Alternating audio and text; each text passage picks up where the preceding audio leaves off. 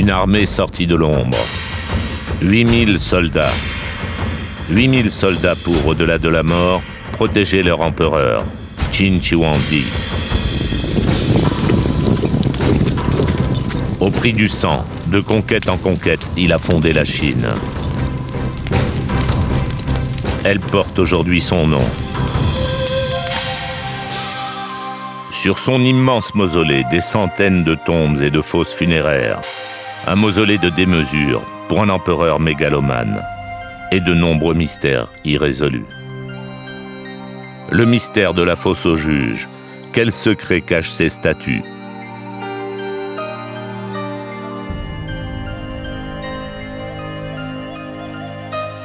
Le mystère de la fosse aux armures. Elles sont en pierre, elles sont factices. Elles jonchent le sol par milliers. Pourquoi et à quoi servaient-elles? Le mystère de la fosse aux grues. Pourquoi l'empereur semblait-il accorder tant d'importance à cet oiseau mythique? Archéologues, restaurateurs, scientifiques tentent de dénouer les fils de cet écheveau archéologique sans précédent.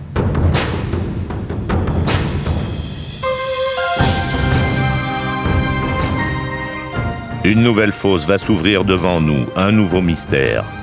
Les statues qui l'habitent sont assises. Qui sont-elles? Quels messages sont-elles venues délivrer de la part de Qin Shi Huangdi, premier empereur de Chine?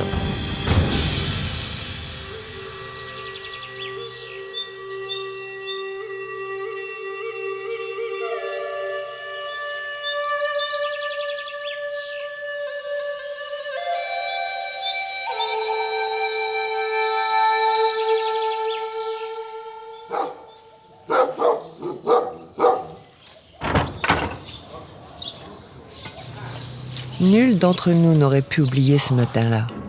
C'était en 1974, au mois de mars. Dans la province chinoise du Shaanxi. Ce jour-là, des fermiers partent creuser un puits. Nul d'entre nous n'aurait pu imaginer qu'ils allaient bientôt rendre vie à la mort.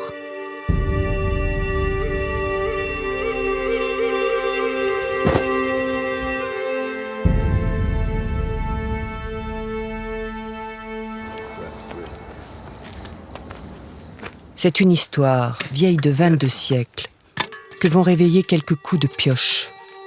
L'histoire d'un empereur qui a voulu combattre la mort et gagner l'immortalité. Alors il s'est enterré avec une armée de 8000 soldats. Mais crois-tu vraiment, Qin, qu'une armée fantôme suffirait pour que nous, immortels, t'accordions l'éternité ?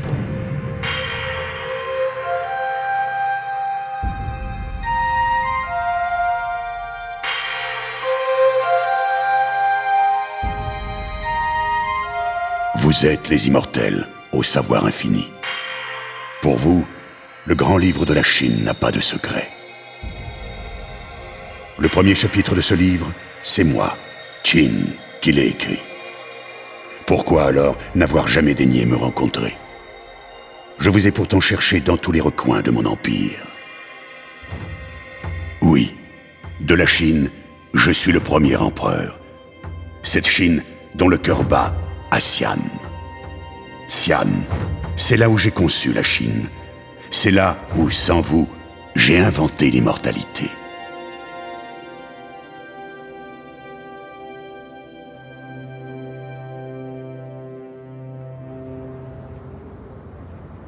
À Xi'an, un jeune archéologue, Duan Qingbo, étudie l'incroyable mausolée de Qin Shi Huangdi. Ici repose le plus grand des personnages de Chine. Il a vécu il y a 2200 ans. Son nom est Qin Shi Huangdi. À l'époque, ce mausolée était luxueux et splendide. Ce que nous pouvons en voir aujourd'hui, c'est le tumulus, ou plutôt ce qu'il en reste. Il a subi l'érosion du temps pendant 2000 ans. Ce tumulus fait 350 mètres de long sur 350 de large. Sa hauteur est de 50 mètres. Tout autour, sur l'ensemble du mausolée, Nous avons découvert 180 fosses funéraires et 400 tombes.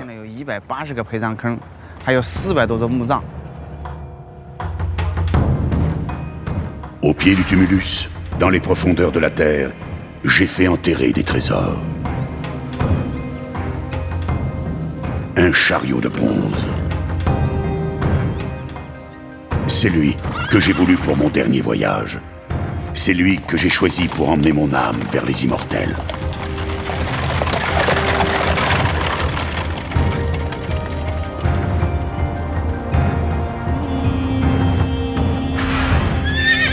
Dans cette fosse, j'ai fait sacrifier plus de 600 chevaux. Des palefreniers de terre cuite veillent sur cette écurie fantôme.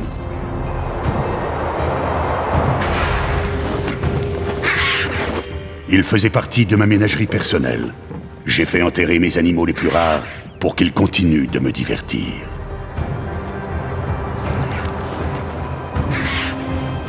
Ici, des bâtiments pour accueillir les multiples services chargés d'administrer cette immense ville funéraire.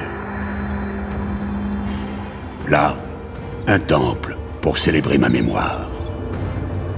Là, des palais pour accueillir mes visiteurs le temps des commémorations. Un mausolée de 56 km² dédié à mon bien-être après la mort.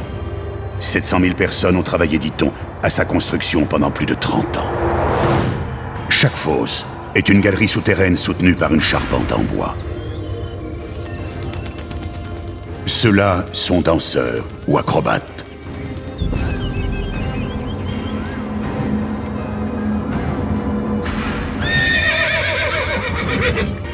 Des chevaux de terre cuite et des soldats. Voici ma garde personnelle.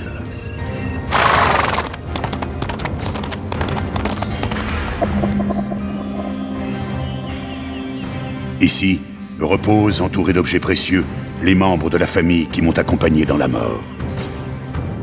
Et puis, là-bas, à plus d'1 kilomètre du tumulus, mes compagnons de toujours.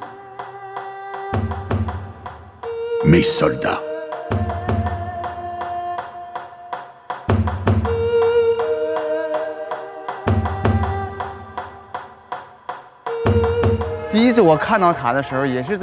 Quand j'ai vu le tumulus pour la première fois, je me suis dit, un immense personnage ayant vécu il y a 2200 ans dort ici en paix, en dépit du vent, de la pluie, des louanges qu'allaient lui faire les générations après lui. Bien sûr, il n'est pas au courant de tout ça. Mais l'héritage historique qu'il nous a laissé a encore aujourd'hui un impact immense sur notre culture, notre économie et sur l'idéologie de notre peuple.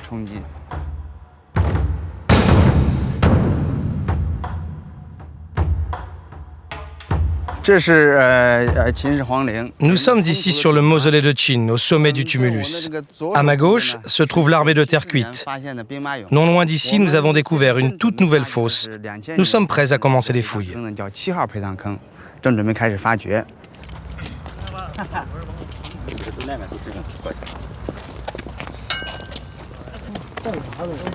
Ils sont munis de simples bâtons. Ils partent en éclaireur. Voici l'armée des carotteurs.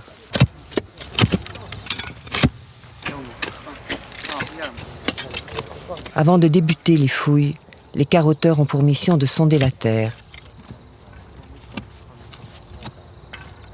On y cherche des fragments de poterie, de bronze ou d'os. La présence de ces vestiges permettra peut-être de dire ce que le site contient et définira les limites de la fosse.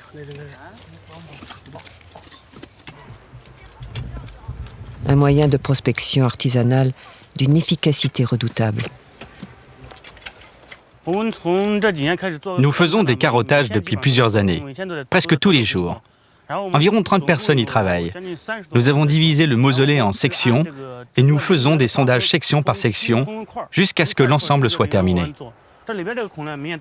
Ici, la terre qui sort de ces trous montre qu'elle a été travaillée par l'homme.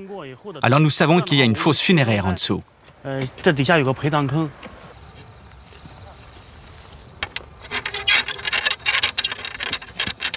À mesure que l'on sonde plus profondément dans la terre, jusqu'à 10 mètres parfois, on allonge les tiges de bambou. Les carotteurs délimitent le pourtour de la nouvelle fosse, située à quelques 2000 mètres du tumulus. Ensuite débuteront les fouilles. Alors pourra-t-on remonter le cours de l'histoire?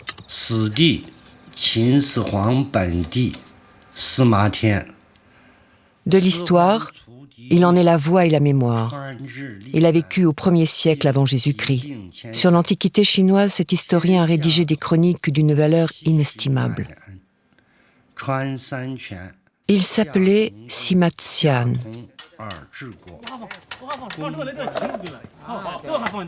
Sima Qian est le lien entre le passé et le présent de la nouvelle fosse dont on prépare le chantier, et le passé de l'empereur, dont la vie a été méticuleusement retracée par l'historien.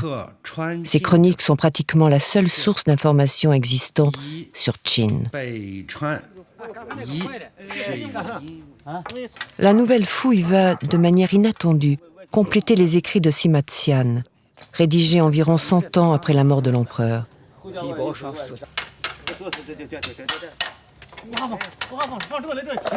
Le chantier est terminé. La fosse est prête à livrer son secret.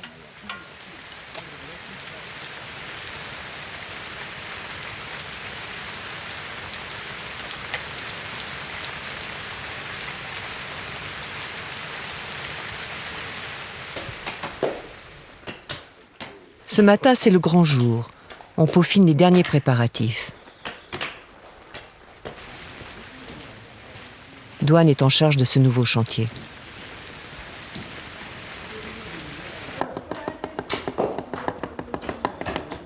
On marque au sol les limites de la fosse, qui, selon les carottages, semble abriter des terres cuites, des statues peut-être. Mais l'heure n'est plus aux suppositions, il est temps d'ouvrir la fosse.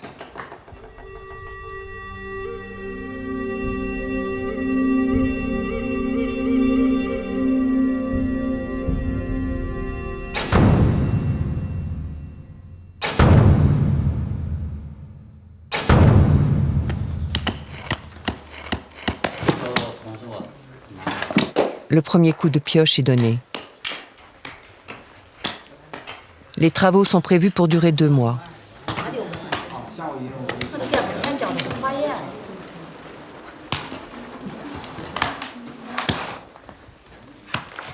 Deux mois de labeur et de patience, de collaboration aussi entre ouvriers et archéologues.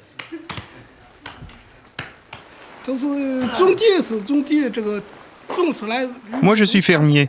C'est sur mon temps libre que j'aide les archéologues à déterrer les statues. Quand il n'y a rien à faire dans les champs, la plupart des fermiers restent chez eux. Ou bien ils vont chercher ailleurs des contrats saisonniers. Moi, non. Et puis moi, je ne joue pas au mahjong. Alors je fais ce travail pendant mon temps libre.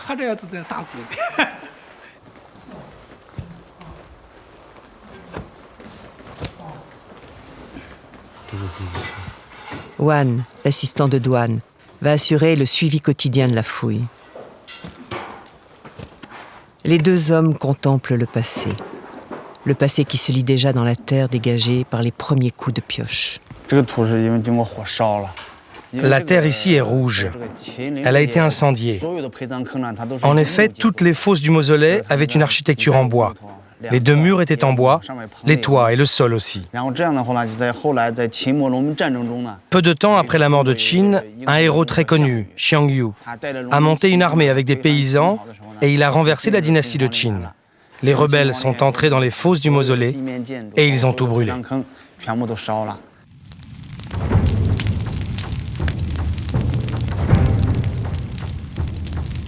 Qu'importe les incendies, qu'importe les rebelles, chaque nouvelle fosse mise à jour me fait toujours un peu plus renaître de mes cendres. Je suis le premier empereur de Chine, celui qui depuis 22 siècles reste présent dans les mémoires.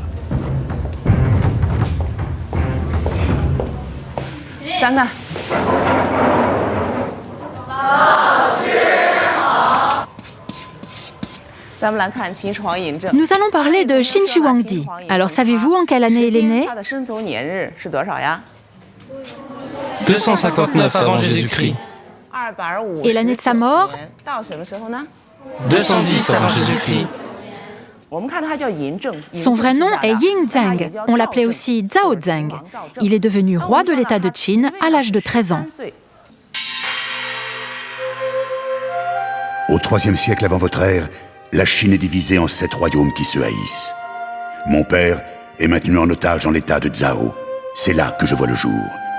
Il est finalement libéré et devient roi du Qin. Je lui succède à l'âge de 13 ans. 13 ans, c'est très jeune. À l'époque, beaucoup d'empereurs montaient sur le trône à 13 ans, même à 6 ans. À 13 ans, il était plus mature et intelligent que les adolescents d'aujourd'hui. Il a pris les rênes du gouvernement à 13 ans. Il était très courageux. Donc, il était bien plus jeune que vous. Était-il capable de gouverner? Non. Bien sûr, il n'était pas capable de gérer les affaires de l'État. Donc, il avait besoin d'un ministre. Qui l'a aidé? Vous le savez? Qui était-ce? Lu Bui, vous connaissez? Lu Bui. Il est marchand, il est riche. Il aide mon père à accéder au trône. Mon père le nomme Premier ministre, puis décède. J'avais 13 ans. Il me reste ma mère qui fut offerte à mon père après avoir été la concubine préférée de Lu Bui. Ce doute va obséder ma vie. Suis-je le fils du roi ou celui du marchand?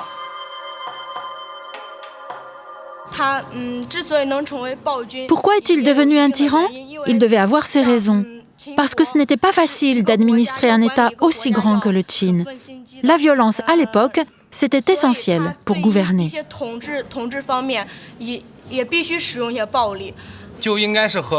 Comme Napoléon, Qin Shi Huangdi était un homme qui se considérait au-dessus de l'univers, au-dessus de tout le monde.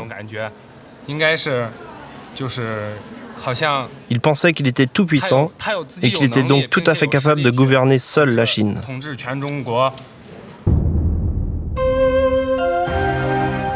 J'ai 22 ans lorsque l'épée royale, symbole du pouvoir, est enfin mienne. Pendant des années, Lu Bui a gouverné à ma place. Je l'écarte, il se suicide.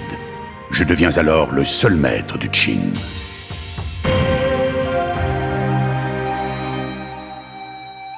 Une comète, cette année-là, apparue dans le ciel de Chine, écrira Sima Qian un siècle plus tard.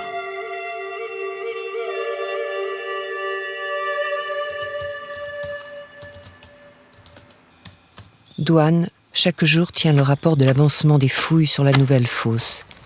Il est en liaison constante avec Wan, qui le tient informé des moindres faits et gestes sur le chantier. La fosse, au cœur de toutes les préoccupations, a été baptisée par les archéologues la fosse numéro 7.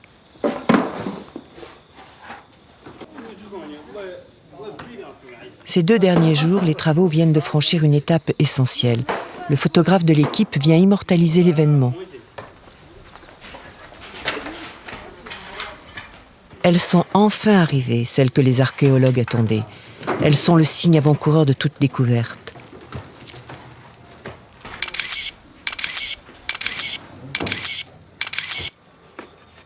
Des poutres.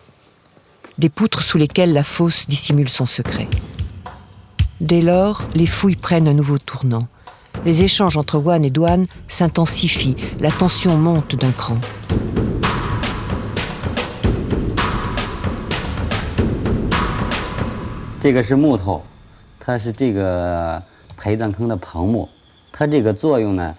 Ces poutres en bois constituent le toit de la fosse. La fosse fonctionnait comme une boîte. En bas, il y avait le sol, de chaque côté les murs, et en haut, il y avait le toit. Au-dessus du toit, les gens de l'époque ont mis de la terre. La structure architecturale de la fosse est donc une structure de terre et de bois. Pourquoi les poutres sont noires? Parce qu'elles ont été brûlées par les rebelles.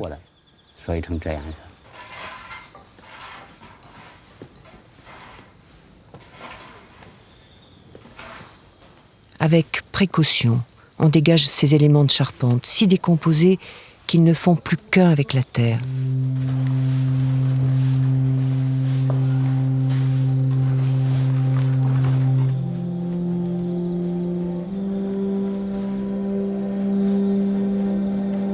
Pendant l'incendie allumé par les rebelles, les poutres se sont effondrées sur le sol. Dessous reposent certainement des statues. Ces vestiges vieux de 22 siècles ont été photographiés. car il faut en garder la trace. Il faut maintenant les abattre. C'est le seul moyen pour accéder aux statues.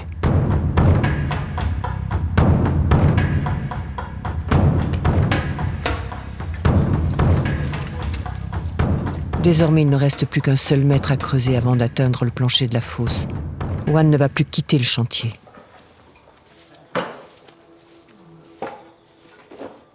Très bientôt, le rideau devrait se lever sur le mystère de la fosse numéro 7.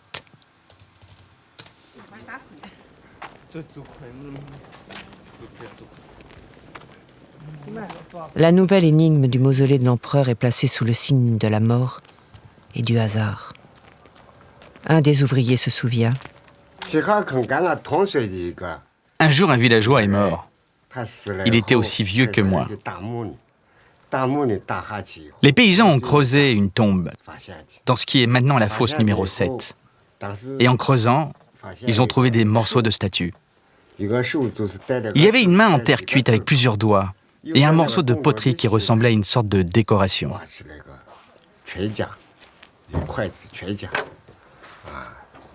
Le vieux aurait eu 59 ans cette année.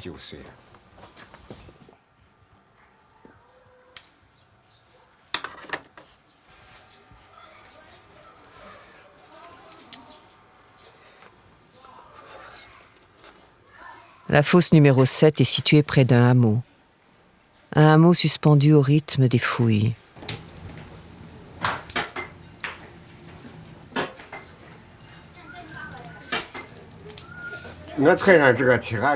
Après la découverte de la fosse numéro 7 dans notre village, on a tous pensé que c'était une bonne chose. Tous les jours, je travaille là-bas. Je suis très heureux.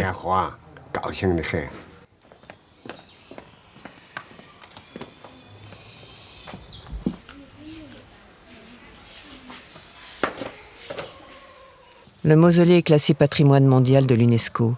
Plus de 300 personnes y travaillent. 300 âmes pour remonter le cours du temps et ouvrir à ma suite la porte de l'éternité.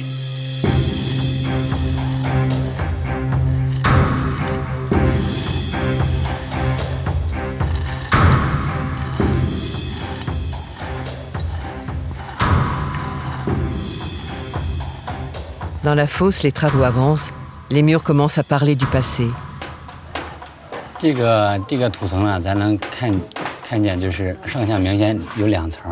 Comme vous pouvez le voir sur les murs, il y a 2 couches de terre différentes.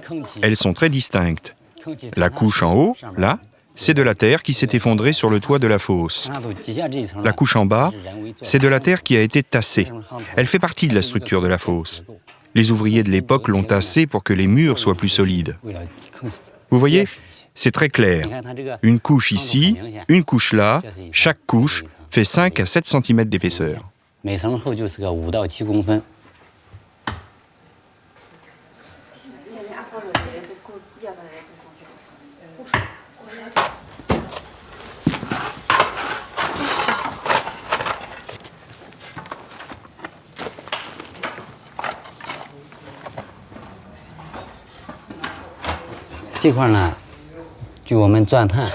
Maintenant, il ne reste plus que cette couche de 30 cm avant d'atteindre le fond. À l'intérieur de cette couche, il devrait y avoir de la terre cuite. Mais peut-être que nous trouverons aussi des objets inattendus.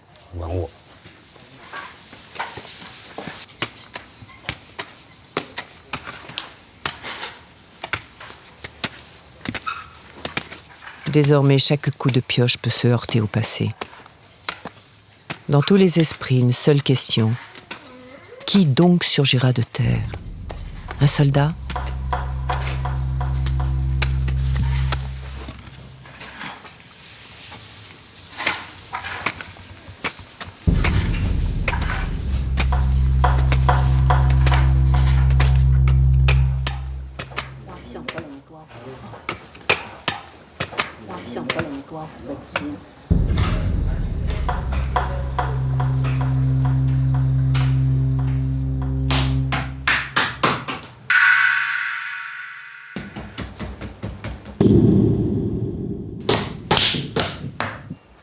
Les statues du mausolée de l'empereur étaient façonnées dans des moules des moules emplis d'argile. Un argile transporté par tonnes depuis les montagnes voisines. Les poteries étaient ensuite passées au four. Chaque soldat pèse 200 kilos.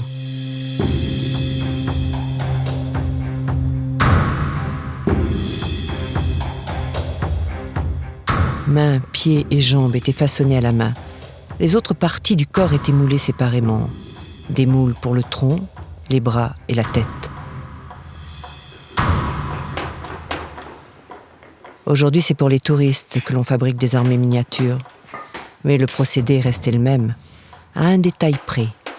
Une fois les différents moulages assemblés, chaque statue était retravaillée, notamment le visage. Dans la véritable armée de terre cuite, pas un guerrier ne ressemble à son voisin.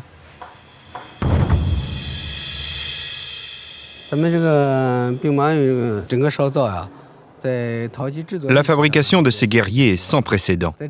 Cela ne s'est jamais vu dans l'histoire. Des soldats d'une taille aussi grande n'ont jamais été sculptés, ni avant, ni après. Une fois le moulage du guerrier terminé, en général, l'artisan gravait son nom à un endroit discret.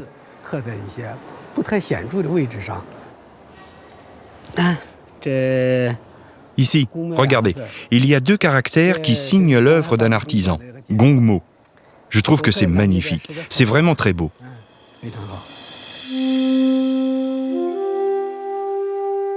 Cette signature est le sceau officiel d'un artiste venant de la cour impériale.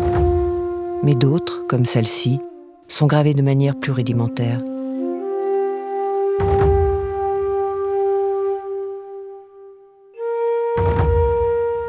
Les sculpteurs de la cour n'étaient pas assez nombreux. Ces signatures plus sommaires sont la marque d'une autre catégorie d'artistes, des artistes recrutés au sein du peuple.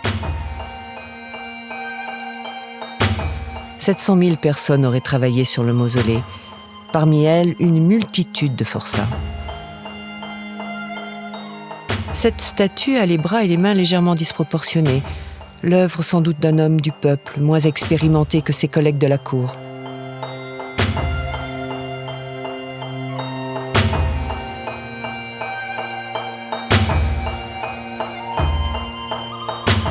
Chaque guerrier est unique.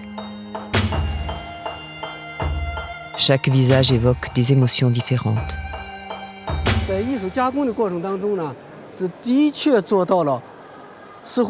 Le processus artistique qui a été utilisé à l'époque fait que ces guerriers ont l'air d'être de vraies personnes. Souvent, on me demande si les sculpteurs ont eu recours à des modèles humains. En fait, j'ai bien peur que non. Selon nos recherches, ce n'était pas possible. Chaque artiste avait en tête ses propres représentations et appliquait ses propres critères esthétiques.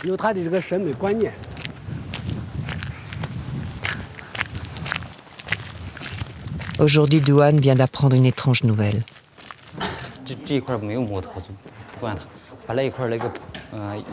La fosse numéro 7 vient de livrer une première découverte.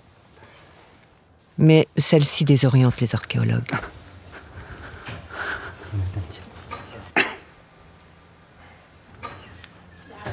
Les carottages avaient décelé de la terre cuite, mais c'est du bronze qui aujourd'hui affleure du sol.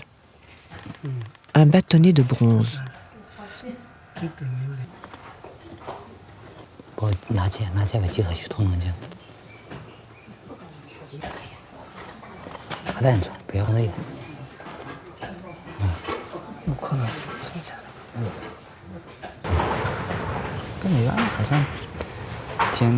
Plusieurs bâtonnets de bronze sont finalement mis au jour.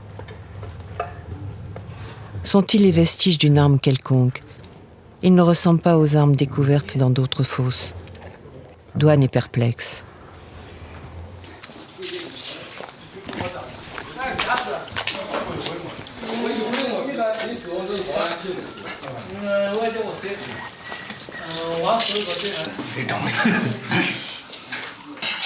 L'équipe des archéologues vit en permanence à proximité du mausolée. Au cours des repas, on partage les dernières nouvelles des fouilles, on échange des informations. Pour chacun de ces hommes, travailler sur le mausolée de l'empereur est une fierté. Le site est considéré comme le plus grand chantier archéologique du siècle. Un trésor national et international, surnommé parfois la 8e merveille du monde.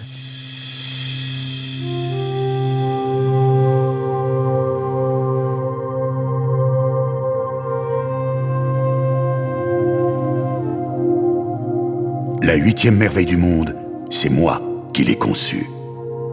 Mon génie m'a permis d'entreprendre une autre tâche monumentale.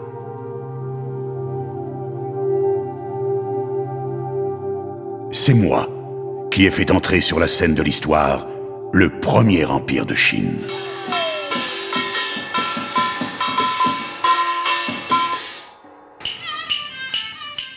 Les 7 royaumes de Chine s'entredéchirent. Je suis alors roi de l'État de Qin et maître des armées. Je favorise l'infanterie légère, elle est mobile, efficace, redoutable.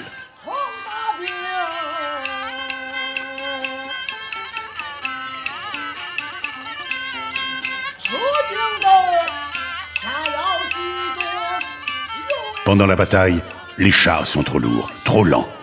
Je privilégie la cavalerie. Elle prend aux côtés des fantassins une place prépondérante.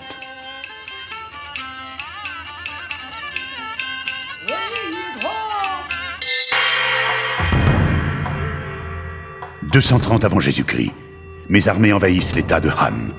2 ans plus tard, le Zhao est à moi.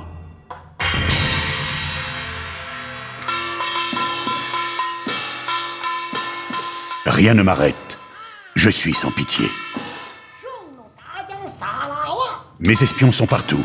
Ils soudoient les généraux des royaumes voisins, où ils les éliminent.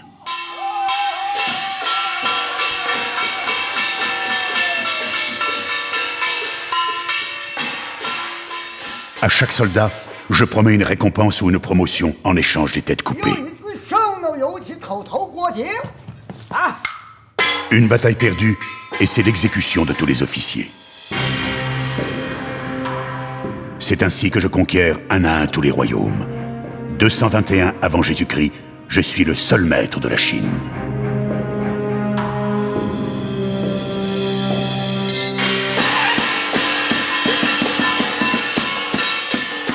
Il n'est pas un recoin du territoire où mes armées n'aient planté la bannière de ma dynastie. Mais j'ai fait bien plus encore. J'ai pacifié et unifié en un seul peuple les multiples ethnies qui composent la Chine.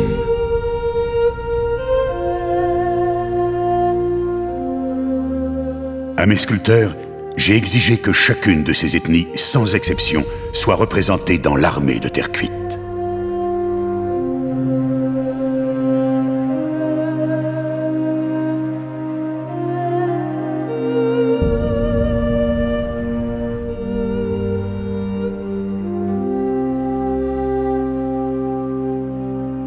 Ainsi naquit l'Empire de Chine. Qui ne voudrait croire à telle histoire se reportera aux écrits de l'historien Sima Qian. Il a décrit comment, à 38 ans, je me suis nommé moi-même souverain empereur, et pourquoi j'ai choisi l'eau comme symbole de mon pouvoir. L'eau, élément froid et implacable, a éteint le feu, symbole des dynasties précédentes. C'est ainsi que je suis devenu premier empereur de Chine.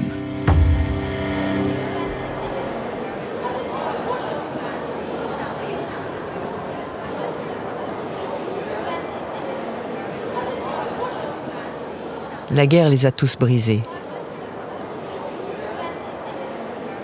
La guerre du temps et la redoutable offensive des rebelles après la mort de Qing ont brisé chaque soldat de l'armée de terre cuite.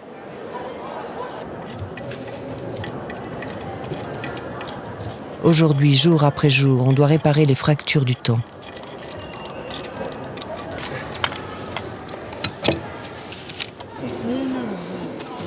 La restauration des guerriers de terre cuite est une gigantesque entreprise. Il faut nettoyer une à une les pièces retrouvées, puis les recoller afin de reconstituer la statue.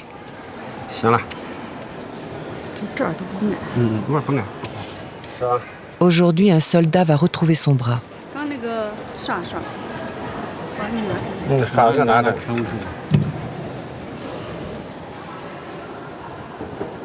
L'armée de terre cuite compte 8000 guerriers. Seulement 1500 d'entre eux ont été mis au jour. Ils ont tous été réassemblés de cette manière. Selon l'état des pièces, chaque statue peut nécessiter de 1 à 3 mois de restauration.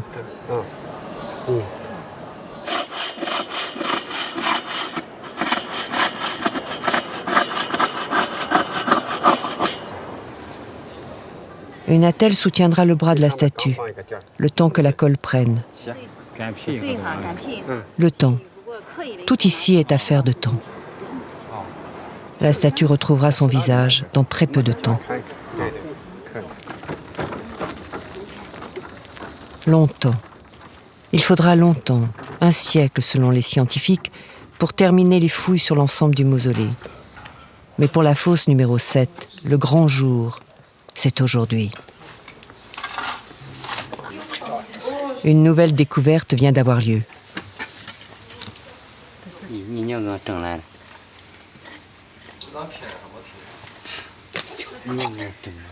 Cela ressemble à des pierres, mais Wan constate immédiatement que les bords en sont sculptés.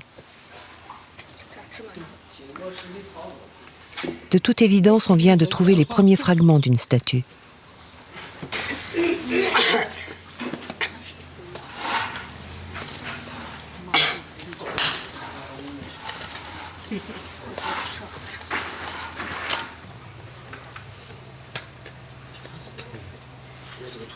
Plus question d'utiliser les pioches.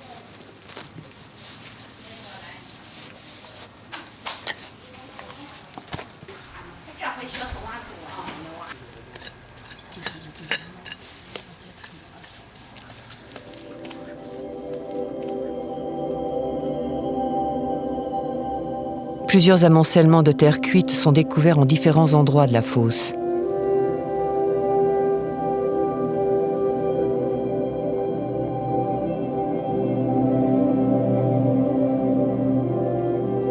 Truelle et pinceau vont peu à peu dégager de la terre le secret de la fosse numéro 7. Maintenant, le doute n'est plus possible. Ce sont bien des statues qui reposent sous terre. Mais qui sont-elles ?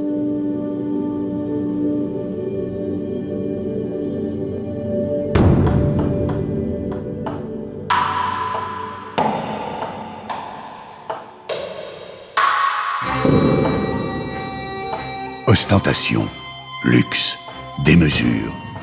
On a dit de mes palais qu'ils reflétaient mon goût excessif pour la puissance. Pourtant, ils étaient tout juste assez grands pour abriter mes 10 000 concubines. C'est en tout cas ce que racontera la légende.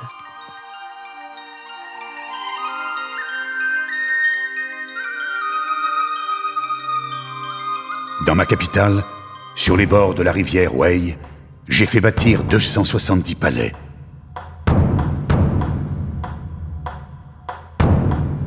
De ces splendeurs, il ne reste aujourd'hui que des reproductions.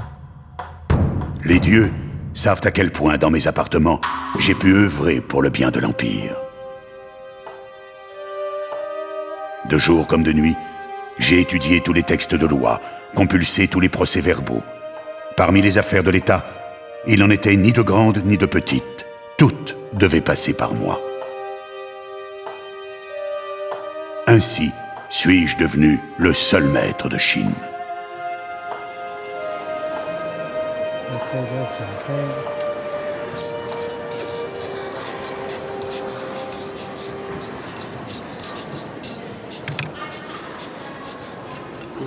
Dans la fosse qui abrite l'armée de terre cuite, le guerrier est toujours en restauration. Aujourd'hui, il va retrouver son visage.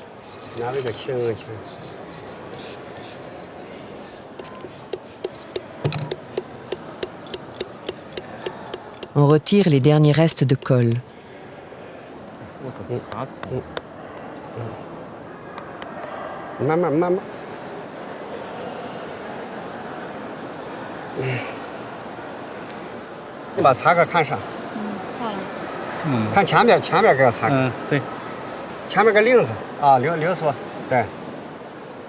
Les statues peuvent mesurer jusqu'à 2 mètres. Plus elles sont grandes, plus le soldat occupe un rang élevé dans la hiérarchie.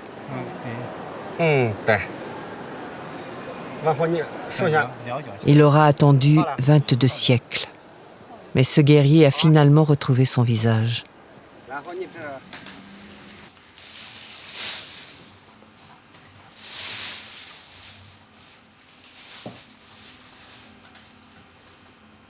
D'autres visages préoccupent les scientifiques. Celui-ci est peut-être l'un des plus précieux du mausolée. Il porte des traces rarissimes, des traces de polychromie. Une restauratrice allemande, Katharina Blendorf, travaille avec l'équipe chinoise pour tenter de sauver ces vestiges de couleurs. Couleurs qui jadis ornaient chacun des guerriers. Ils ont utilisé du blanc d'os, du blanc d'argent, du kaolin, cette argile blanc qui sert à faire de la porcelaine, du cinabre pour le rouge, de la malachite pour le vert, de l'azurite pour le bleu et de l'encre de Chine. Il y avait très peu de jaune. Voici un reste de peinture. Quant à cette couche verdâtre, c'est la terre cuite elle-même. Sur cette terre cuite, les artistes appliquaient ceci. De la laque noire. C'est par-dessus la laque qu'on posait enfin la couleur. Le problème pour la restauration, c'est la laque. Elle est très sensible aux variations de l'humidité ambiante. À chaque fois que l'on déterre une statue, cette laque se met à sécher, elle s'effrite et se détache de la terre cuite. La laque, support de la peinture, emporte alors avec elle les couleurs de la statue.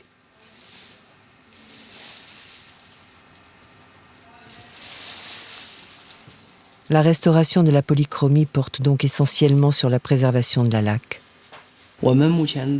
D'abord, nous nettoyons la poussière et les saletés. Ensuite, avec un produit chimique, nous rendons la laque détériorée plus tendre. Et enfin, nous la plaquons sur la terre cuite. Too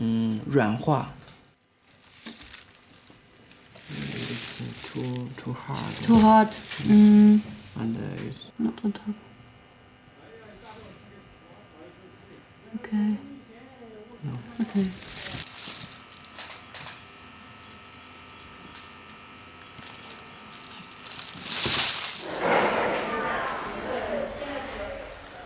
Voici deux statues dont la couleur est restée miraculeusement préservée lorsqu'elles ont été mises au jour.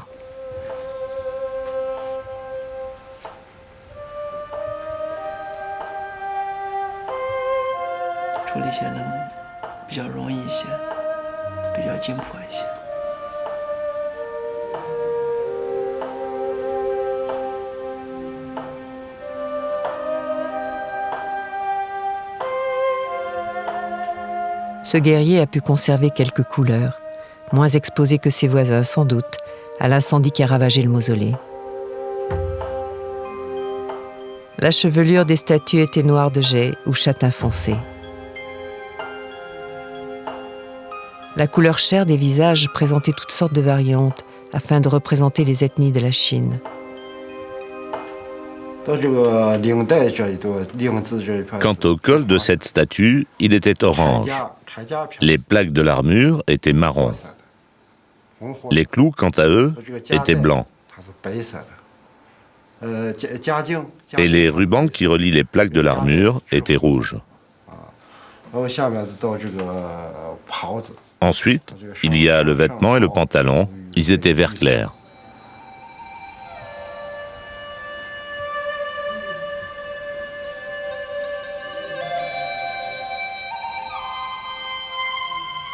Pour veiller sur l'empereur au-delà de la mort, il fallait arborer les couleurs de la vie. Il est l'un des derniers témoins d'une armée fantôme et polychrome, avec peut-être au fond des yeux le secret des splendeurs passées.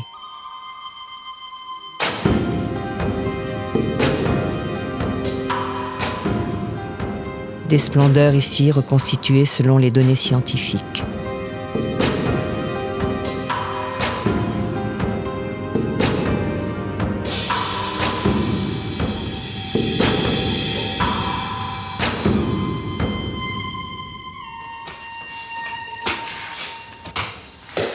Dans la fosse numéro 7, Wan est inquiet.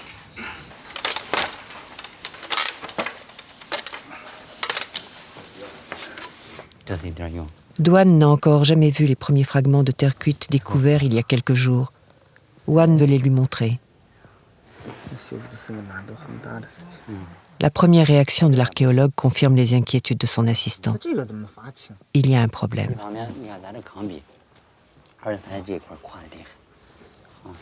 Les éléments découverts depuis quelques jours sont très petits. Les statues qui émergent de terre sont complètement brisées.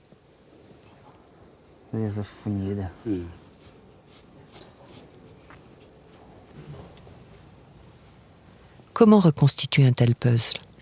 L'heure est à la déception.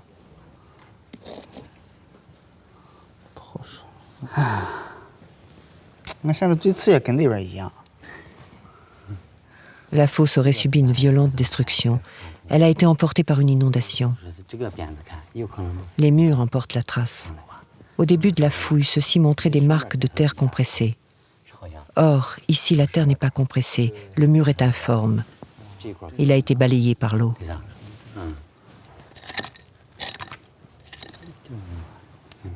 Autre signe de destruction, ces traces de charbon. Des traces nombreuses. Le feu qui a incendié la fosse a donc été très violent. Mais une autre raison explique l'état des statues. Avant que la fosse ne soit brûlée, des hommes sont venus massacrer les statues. Ils les ont fracassées. Ils les ont brisées en 1000 morceaux. À cause de cela, les statues sont bien sûr très abîmées. Et il nous est donc difficile de dire ce qu'elles représentent.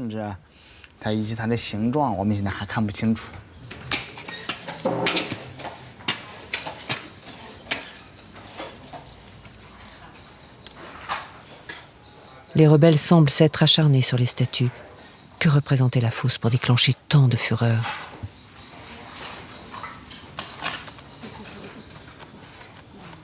Pas question pourtant de perdre espoir.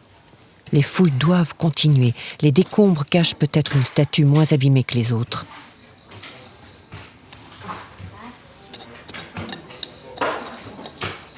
La fosse numéro 7 hésite à livrer son secret.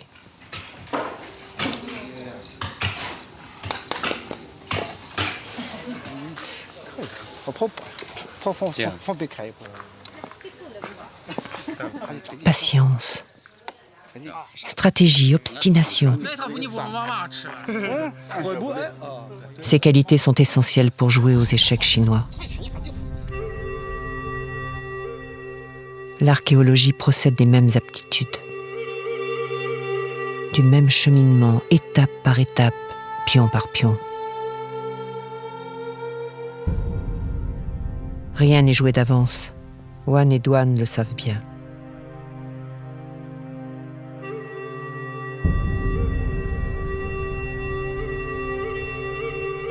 La fosse numéro 7 est un adversaire tenace. Un jour, pourtant, elle montre des signes de faiblesse.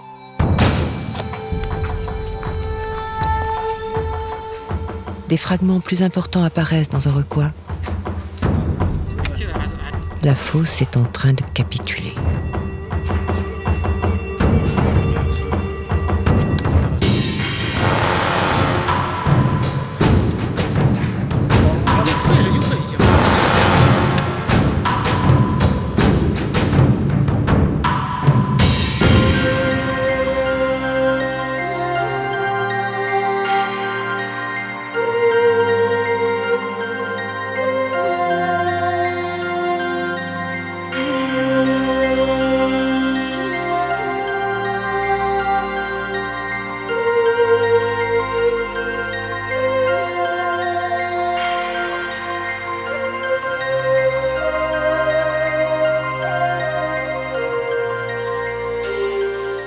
Au fil des jours, les éléments de terre cuite se font plus identifiables. Une jambe, drapée dans une étoffe.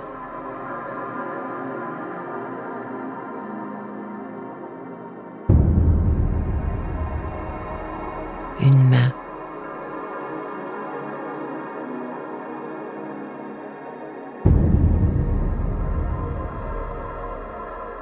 Puis une autre, posée sur 2 pieds.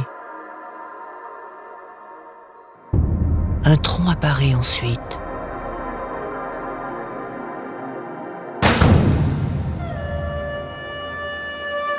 La statue est assise. Nous voyons ici les pieds et les jambes d'une statue, assise sur la terre, les pieds orientés vers le haut. Donc, regardez, voici les jambes, et ça c'est la taille. On peut imaginer que la tête était positionnée de cette manière. Les fouilles vont continuer, et une fois que nous aurons sorti cette statue de terre, je pense que nous pourrons mieux comprendre la signification générale de cette fosse.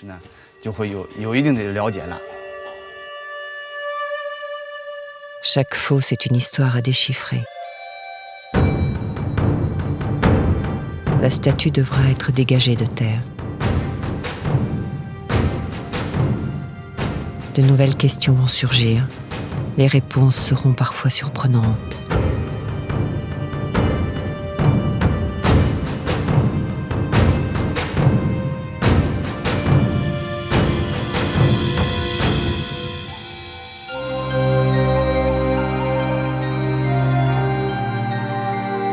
Sur les montagnes sacrées de mon empire, j'ai passé ma vie à chercher les immortels. Ils ne m'ont pas répondu. Ils ne m'ont jamais livré le secret du souffle éternel. Alors, l'immortalité, je l'ai réinventée, dans le secret de mon mausolée.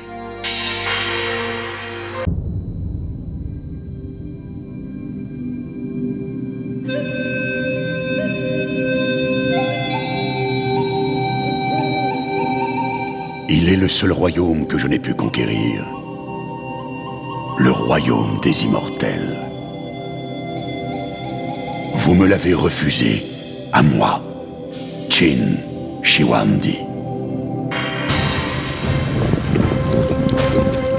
Dans le fracas et le sang, il y a 2200 ans, tes soldats ont conquis tous les royaumes sous le ciel de Chine.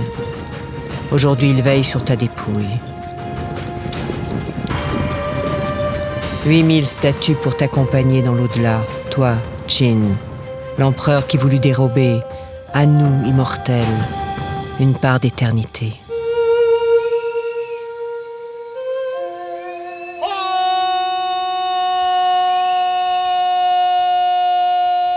Depuis toujours, mes ancêtres vous appellent et vénèrent votre culte. Vous n'avez jamais daigné répondre. Alors moi, Qin, l'immortalité, je l'ai réinventée, ici, dans le secret de mon tombeau.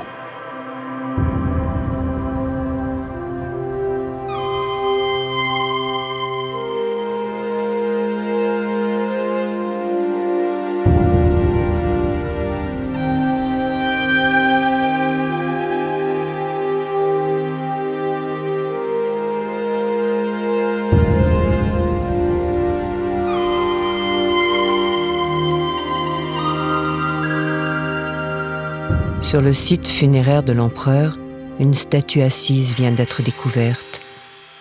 Quel secret abrite-t-elle? Qin Shi Huangdi, premier empereur de Chine, lui aurait-il confié la clé de l'éternité?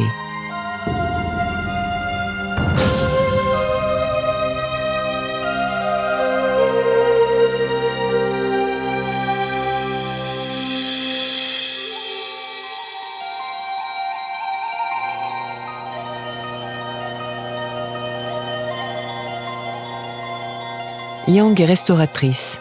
Elle travaille sur le mausolée de l'empereur Qin, où plus de 180 fosses funéraires ont été découvertes. Aujourd'hui, elle se rend dans la fosse appelée la fosse numéro 7, celle où la statue assise vient d'être mise au jour.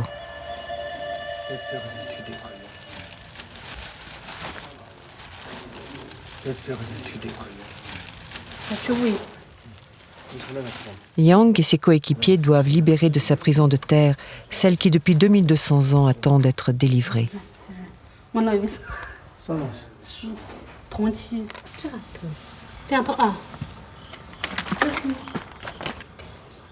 Première étape, récupérer chaque pièce dégagée afin de reconstituer plus tard un incroyable puzzle de terre cuite.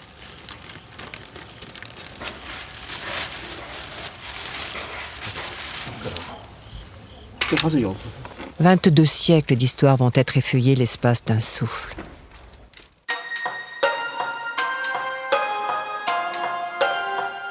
Elle était assise depuis une éternité, Mais en quelques minutes, la statue n'a déjà plus de jambes.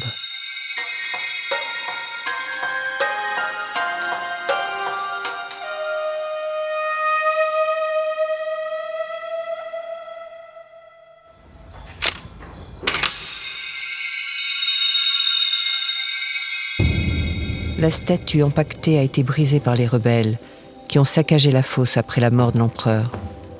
Il va falloir maintenant lui redonner vie. Deuxième étape, l'atelier de restauration.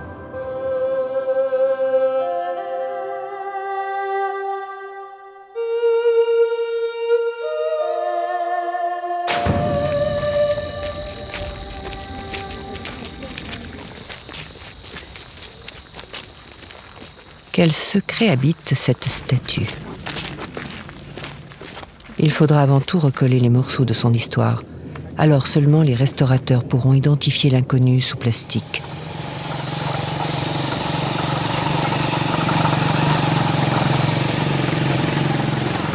Doan est chargé des fouilles engagées sur les fosses qui entourent le mausolée de l'empereur.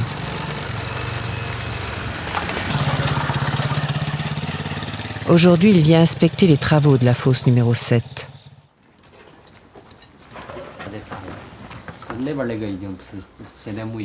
Certes, une première statue assise vient d'être dégagée, mais il y en a certainement d'autres.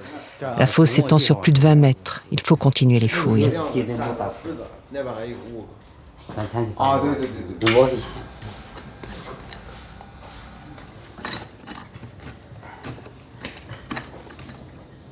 Dans l'univers confiné de la fosse, on exhume.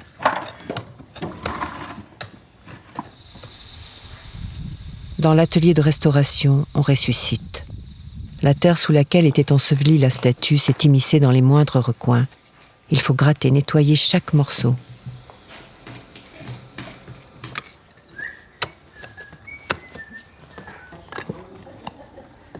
Les débris abritent, peut-être, une épaule ou un visage.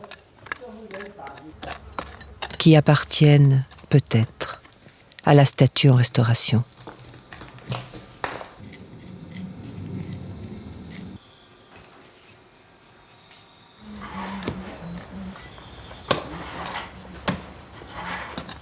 Un bras est finalement mis au jour.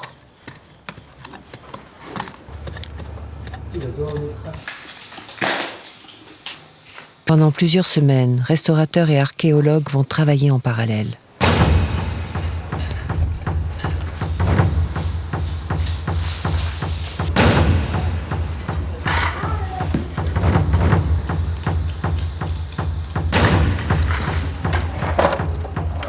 Quelle vérité vont-ils porter à la lumière?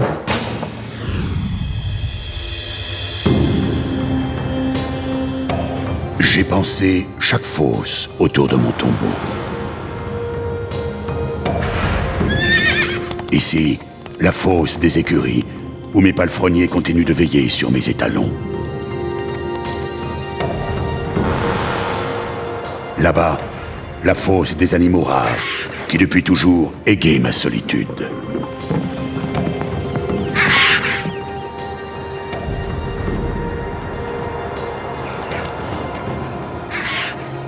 Des fosses, des palais, des merveilles. Il en reste bien d'autres à découvrir.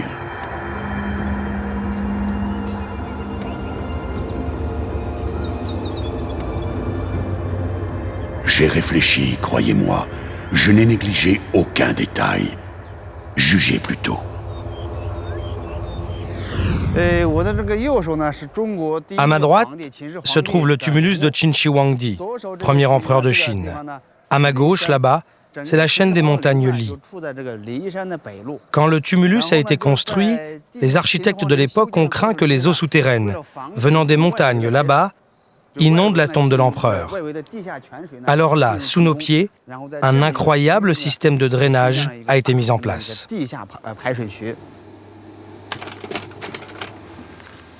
Long de 1300 mètres, un canal circulaire souterrain protège le tumulus, fait de terre et d'argile. Il a été découvert en 2000. Extraordinaire clairvoyance des architectes de l'empereur. Enseveli sous le tumulus, le tombeau impérial a été creusé sous 3 nappes phréatiques.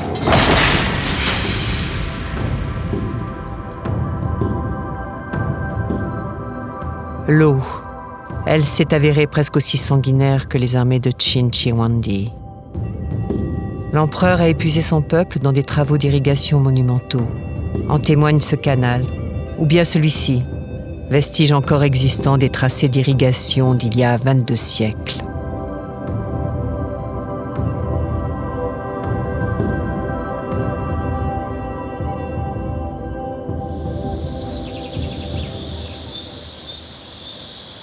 L'eau. Elle m'a permis, sachez-le, de rendre fertiles les terres de mon empire.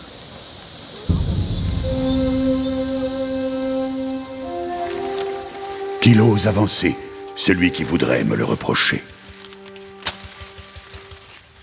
Car l'eau, c'est l'agriculture. Et avec l'agriculture, j'ai nourri sans compter mes cavaliers et mes fantassins.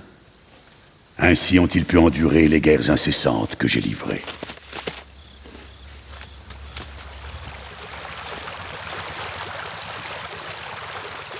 Alors, oui, j'en conviens. À la sueur de mon peuple, j'ai régulé le cours des eaux. J'ai mené à bien l'aménagement de mon empire, irrigation, routes, déplacement de population.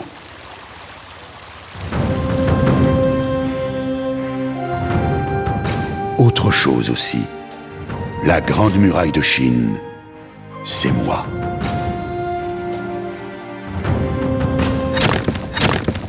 Les barbares. Ils menacent mes soldats, ces nomades de la steppe qu'on appelle les Xiongnu. Depuis toujours, les royaumes de Chine se protègent des envahisseurs par des remparts. J'ai relié ces pans de murailles entre eux. Ainsi, ai-je barré la route aux Xiongnu. Les dynasties, après moi, ont continué mon œuvre. J'en conviens. Ils sont nombreux à avoir trouvé la mort sur la Grande Muraille, ces soldats ou ces forçats que j'ai envoyés creuser les montagnes et combler les vallées. C'est à ce prix, pourtant, que brille aujourd'hui le plus bel astre de Chine.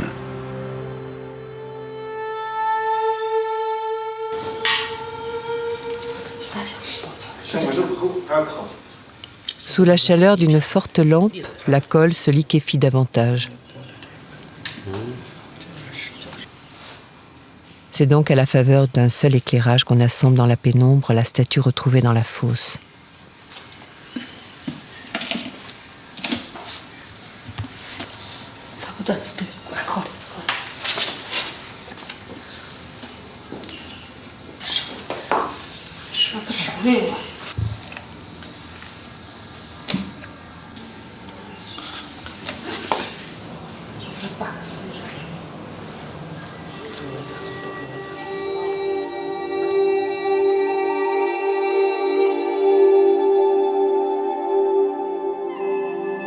C'est la première fois qu'une statue assise est découverte sur le mausolée de l'empereur.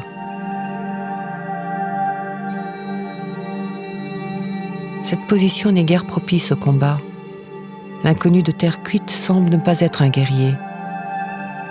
Mais alors, qui est-elle ?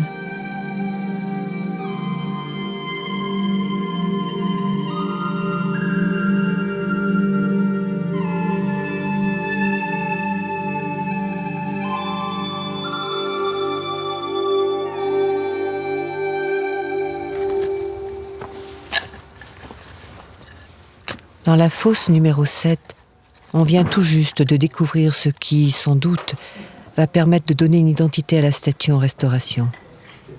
Son visage.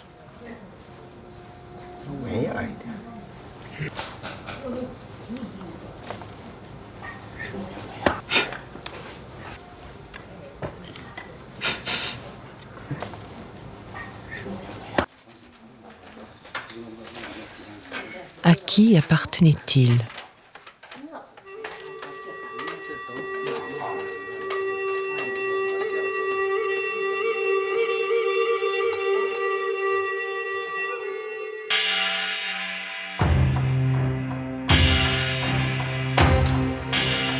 Il existe sur le mausolée des visages moins aimables, retrouvés dans une fosse là-bas, au pied du tumulus.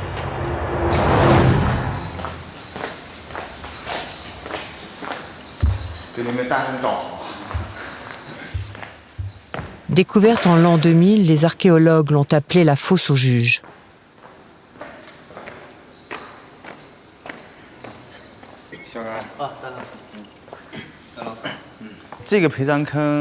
En comparant avec les autres fosses, celle-ci est plus proche du mausolée de l'empereur. Après sa découverte, les fouilles ont permis de mettre à jour 12 statues. Il s'agit en fait de 8 statues de juges et de 4 statues de cochers, chargés de conduire le chariot militaire. Cette statue-là, c'est une statue de cocher.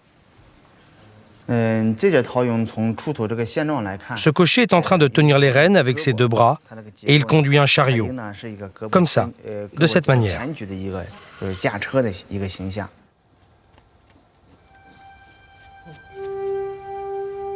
Les conducteurs de chariots occupaient un rang très élevé dans l'armée de l'empereur. Le seul fait de leur présence dans cette fosse est donc, en quelque sorte, un hommage rendu aux juges, des civils dont le rôle devait être particulièrement important dans la hiérarchie de l'Empire.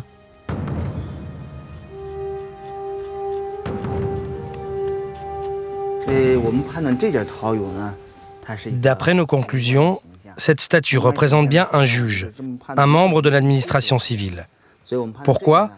Parce que premièrement, vous voyez, cette coiffe est une coiffe généralement portée par les gens de l'administration. Elle indique leur rang. Leur chignon était coincé entre 2 petites planches attachées par des cordelettes. Et celle-ci était ensuite nouée sous le cou.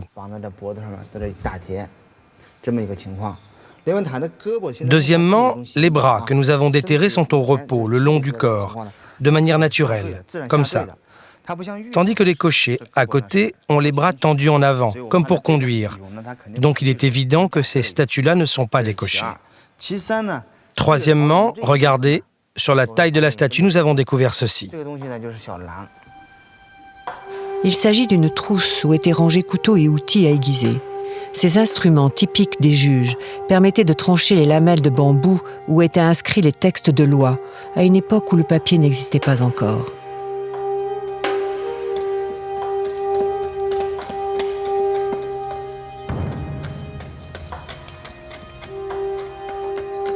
Sous le règne du premier empereur, la loi importe plus que les hommes. Un nouveau code pénal est élaboré. Un code sévère, voire cruel. Qin instaure donc un gouvernement qualifié de légiste en référence à la toute-puissance de la loi. Et au juge, il attribue près de lui, dans la vie comme dans la mort, une place de choix.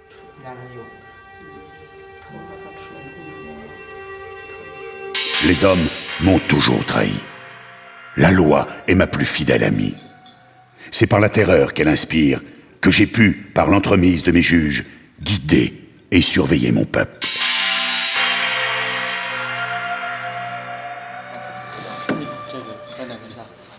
Il y a 22 siècles, un potier a laissé sur cette sculpture la trace de ses doigts.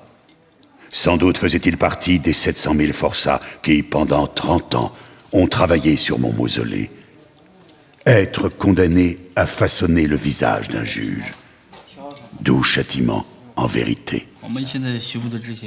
Nous sommes en train de restaurer les statues de juges. Regardez leurs costumes. Celui-ci est différent des armures portées par les guerriers. Il s'agit donc bien de civils. Et là, à la taille, il y a la fameuse trousse.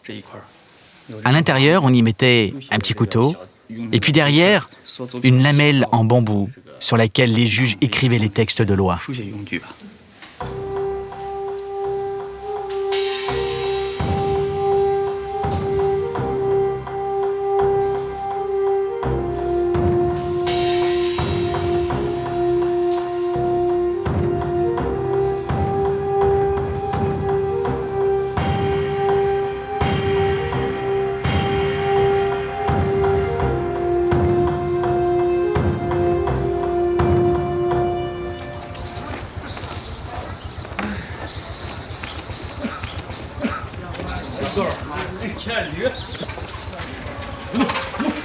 Aujourd'hui, c'est jour de fête.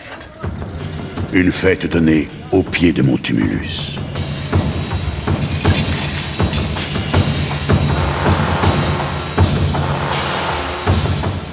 On m'a reproché la sévérité de mes lois. Mais mon peuple continue toujours à me célébrer. Et ça n'est que justice.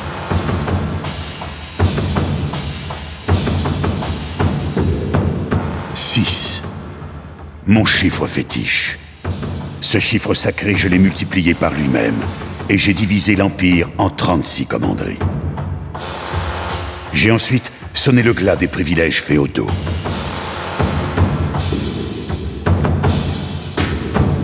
Comprenez bien. Les princes de sang n'ont jamais rien de mieux à faire que de convoiter le trône. Alors, dans chaque commanderie, j'ai nommé à leur place un gouverneur militaire avec, sous ses ordres, un bataillon de fonctionnaires.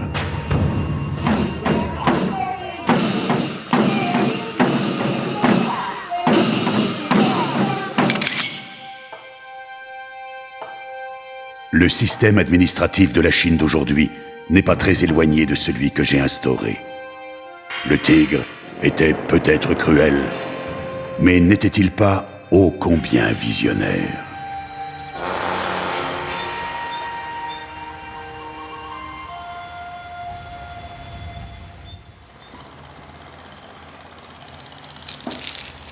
D'une main de fer, Qin a gouverné un empire dont il était la seule autorité. La statue en restauration symbolise-t-elle cette tyrannie? Aujourd'hui, Yang assemble les doigts de la mystérieuse poterie.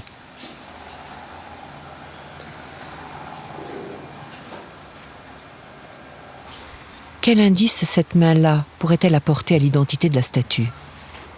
Que pouvait-elle tenir entre ses doigts?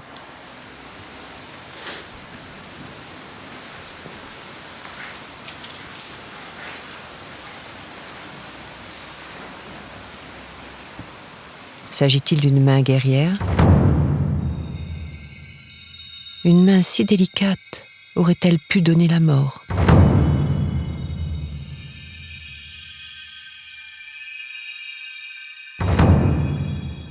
Les soldats de terre cuite, quant à eux, tenaient tous des armes. Des armes dérobées par les rebelles et dont il reste quelques exemplaires. Des armes affûtées à la pointe de la technologie. Nous pouvons voir à l'œil nu que ces flèches sont parfaitement identiques entre elles. Mieux encore, quand on grossit 20 fois la pointe de ces flèches, on s'aperçoit que la différence entre chaque pointe est infime. Sur les 3 facettes, la différence totale est seulement d'1 millimètre, voire 1,5 millimètre.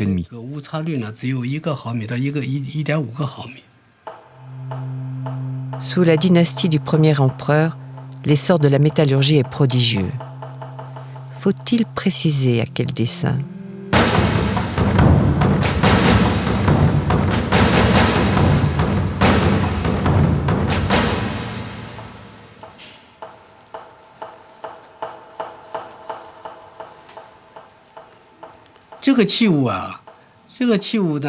Selon moi, le grand intérêt de cette arme-là, c'est le fait qu'elle est la preuve d'une certaine forme de standardisation.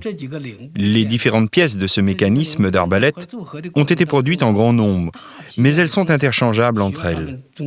Cette standardisation, dans une certaine mesure, peut être considérée comme le prémisse de l'industrialisation moderne.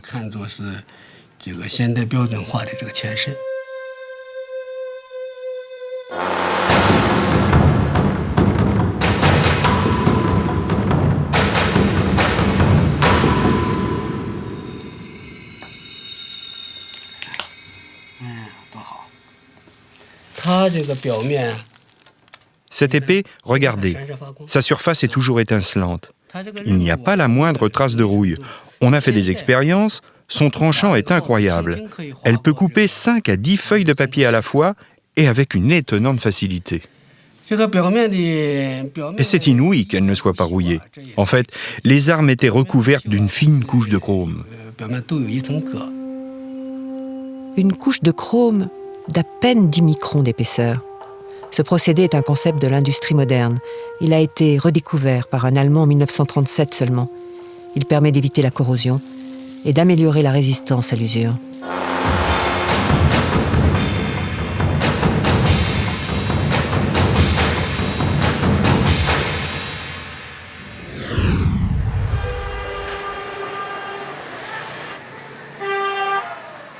Les armes n'ont pas été, loin s'en faut, ma seule préoccupation.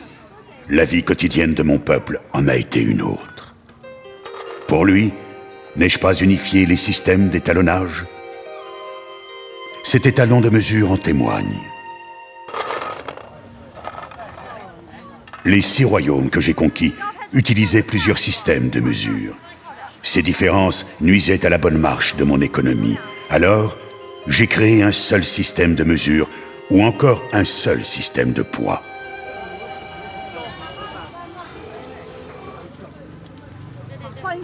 Pour favoriser le commerce, il fallait aussi unifier la monnaie. D'or ou de bronze, plates ou bombées, les monnaies d'avant l'unification reflètent l'insupportable disparité des ethnies que je voudrais, autour de moi, unir en un seul peuple. Alors j'ai instauré la monnaie unique, la sapèque de cuivre. Elle est ronde, ronde comme nous, Chinois, concevons la forme du ciel. Elle sera utilisée pendant des siècles.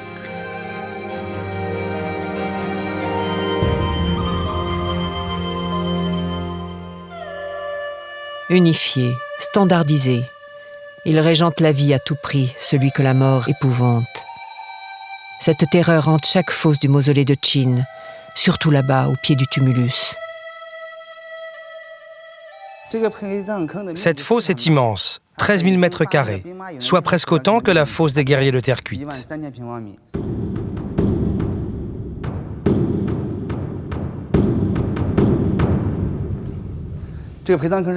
Nous l'avons découverte en 1997 et le résultat des fouilles est vraiment étonnant.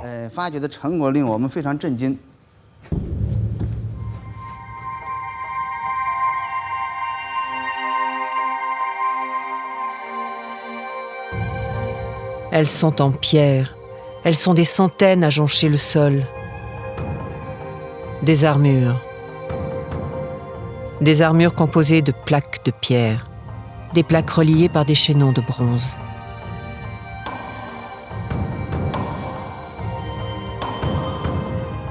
Des armures comme celles que portent les soldats de terre cuite.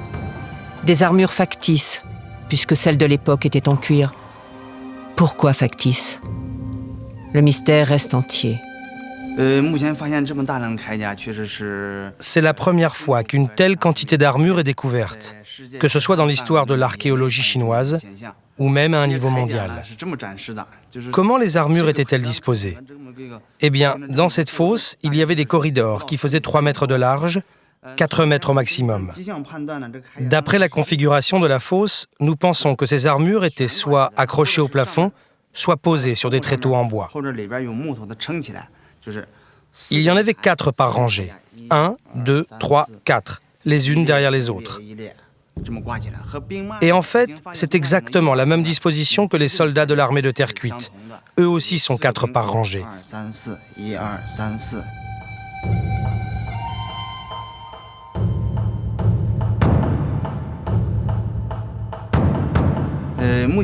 Mais en ce qui concerne cette fosse, il y a un mystère que nous n'avons pas pu résoudre.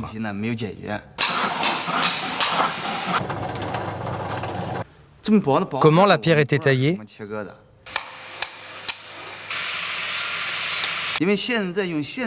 Même maintenant, en utilisant des moyens modernes, on parvient à tailler au mieux des morceaux d'1 centimètre d'épaisseur.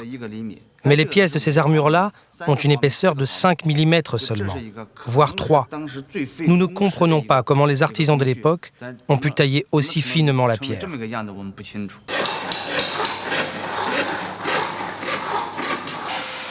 En attendant de lever ce mystère, près de la fosse aux armures, on taille. Une expérience est menée. Des ouvriers tentent de reconstituer des armures pour en évaluer le temps de fabrication. On utilise du bambou moins onéreux que la pierre.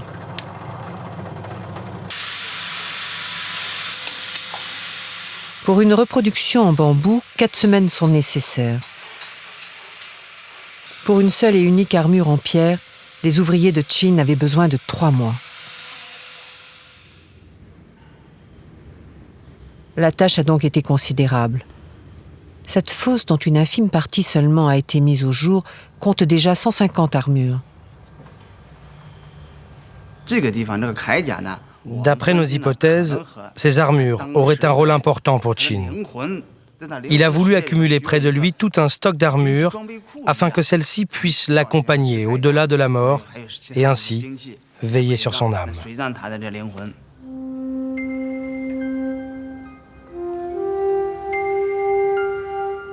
De quel tourment ces morceaux de pierre étaient-ils censés te protéger, Qin? Les pièces d'armure doivent être prélevées pour être nettoyées et réassemblées. Sur les chemins de la restauration, pas à pas, on va remonter le cours du temps. Ce temps que, sur son mausolée, l'empereur a désespérément tenté d'arrêter.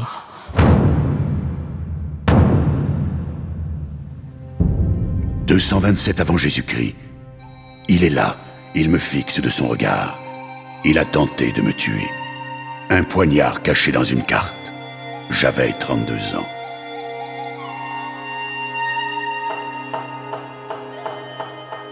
Il a battu en retraite, mais pour la première fois, mon autre main a tremblé.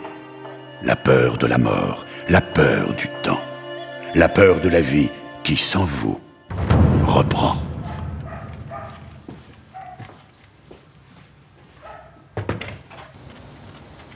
Réparer les outrages du temps. C'est le métier de Maya. Depuis plusieurs années, les archéologues du mausolée de Qin collaborent avec un centre de recherche bavarois. Cette jeune restauratrice allemande en fait partie. Aujourd'hui, dans la fosse aux armures, en collaboration avec l'équipe chinoise, elle va tenter de mettre en œuvre une toute nouvelle expérience. 150 armures tapissent cette fosse, désarticulées, mélangées les unes aux autres.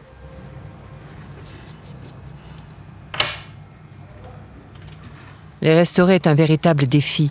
La méthode actuelle consiste à prélever puis à nettoyer chaque plaque d'armure, une à une. Les éléments brisés sont ensuite collés l'un après l'autre. Mais cette méthode a un inconvénient. Il faut toucher la structure de l'armure. Pour être reconstituées, les pièces cassées doivent en effet être détachées des chaînons de bronze qui les relient entre elles.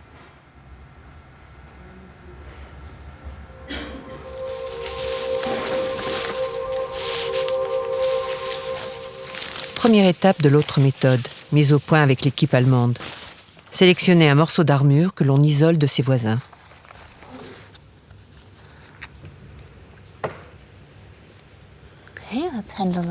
Ensuite, sur l'armure étiquetée pièce par pièce, Maya fixe des poignées de papier. Objectif, tenter de dégager le morceau d'un seul tenant, sans séparer les plaques entre elles.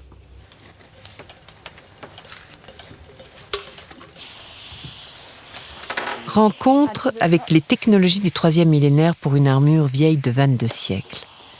Pas question de prélever cette dernière sans lui avoir fait subir un traitement de faveur. Un produit chimique, le cyclododécan, est vaporisé sur les plaques. Il va souder les pièces entre elles.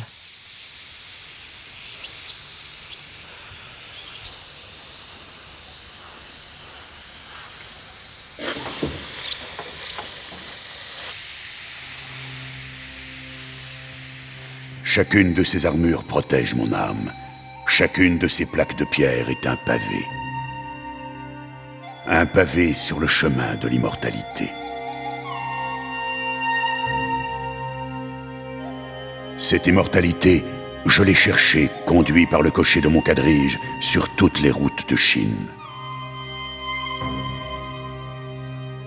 J'ai hanté villages, campagnes et montagnes, afin de vous trouver, vous, les immortels. Vous, pour qui j'ai voyagé dans le plus grand secret. Cet anonymat était, selon devins et magiciens, la seule condition pour vous rencontrer, enfin.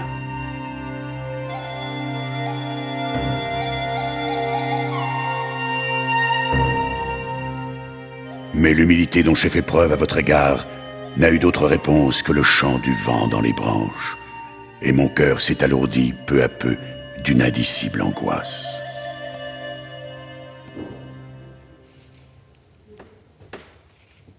De l'angoisse? Peut-être pas.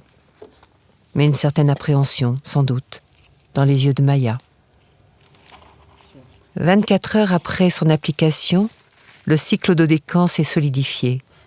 L'armure est prête à être soulevée. Pas de place à l'erreur. Chaque découverte du mausolée est considérée en Chine comme un trésor national.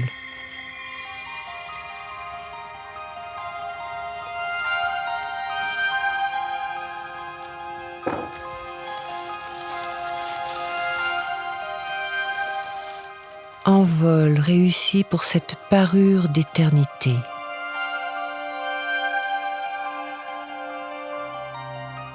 Après 3 semaines, le cyclododécan se sera évaporé de lui-même, sans laisser de résidus.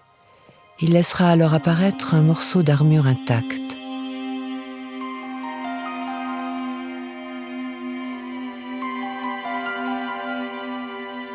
Blanc comme neige. Leur cœur était blanc comme neige. Ils étaient 3000 jeunes gens. Dans des bateaux chargés d'objets précieux, je les ai envoyés par-delà les mers, à la recherche de l'élixir d'éternité.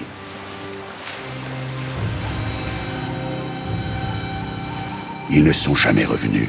Alors, ma colère n'a plus connu de limite.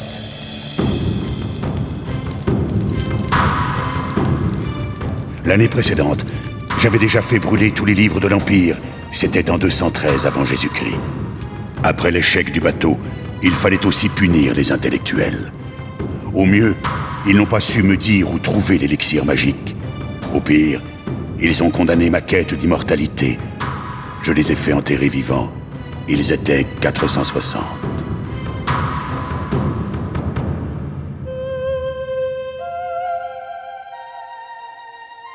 À mes musiciens, j'ai demandé de composer des chants pour les immortels. Cette année-là, je fêtais mon 47e anniversaire. L'étrange prémonition qui habitait mon âme n'allait plus jamais me quitter.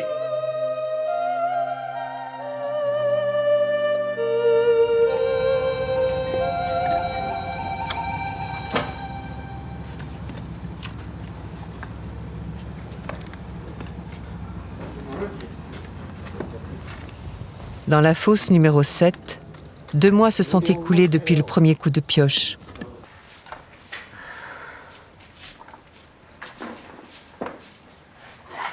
Aujourd'hui, un nouvel objet apparaît.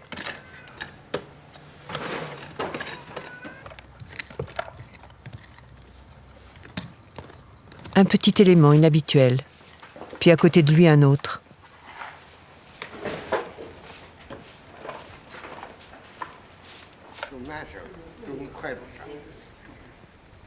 Les archéologues s'interrogent. Aucun élément de cette nature n'a jamais été découvert sur le mausolée. De quoi peut-il s'agir? Cette barrette de métal est parfaitement préservée, malgré l'incendie allumé par les rebelles. Cet autre élément semble sculpté dans du bois précieux, celui-ci dans de l'os.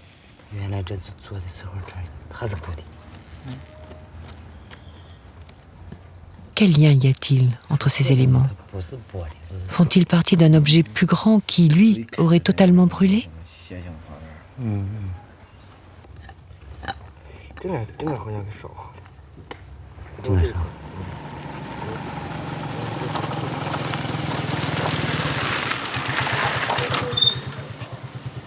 Il s'appelle Han.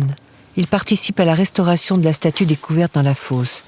Une statue dont le tronc a pu être reconstitué. Une statue qui pourrait enfin être identifiée grâce aux éléments que l'on vient de découvrir.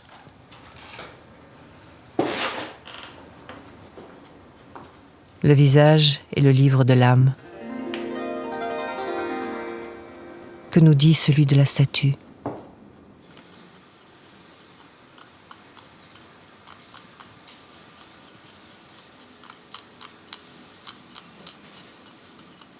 Anne doit gratter chaque millimètre carré afin d'enlever toute trace de terre, Un travail méticuleux qui pourrait presque faire naître entre l'homme et la statue une forme d'intimité.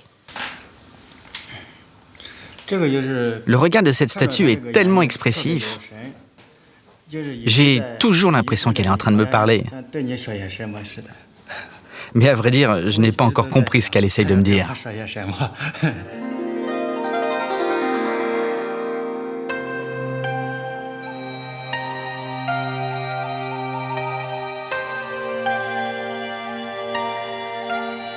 Quel lien, vieux de 2200 ans, unit la statue aux éléments retrouvés dans la fosse.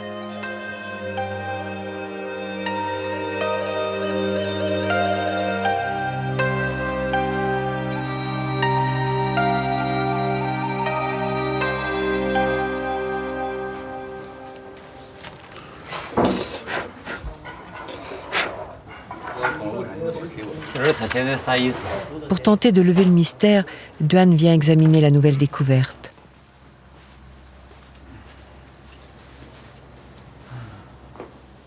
Parmi les débris de statues, ces petits éléments constituent la clé d'un fantastique univers. L'univers intemporel de la fosse, l'univers énigmatique d'un testament impérial.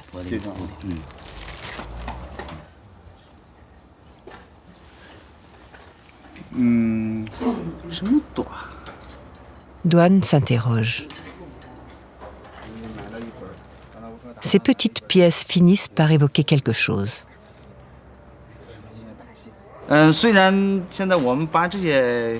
C'est difficile d'établir dès maintenant une relation entre les statues et ces petites pièces. Celles-ci sont vraiment très précieuses pour nous.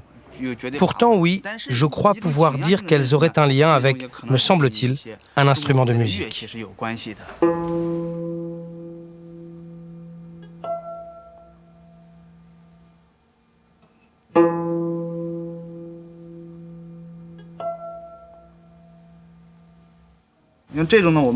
Regardez cet élément.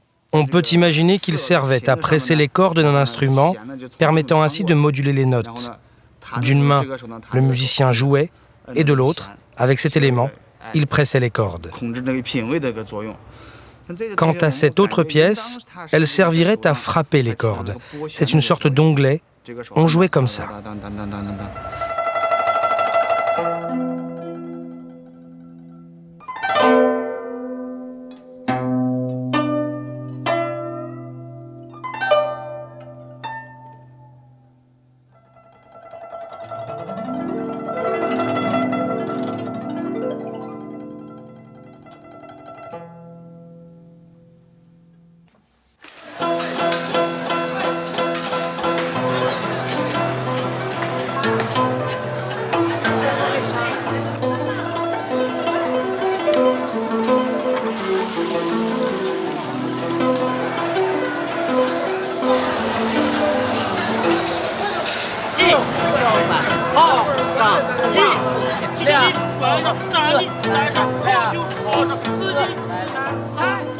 Célébrez la découverte, fêtez tous ensemble l'événement. L'heure est aux réjouissances.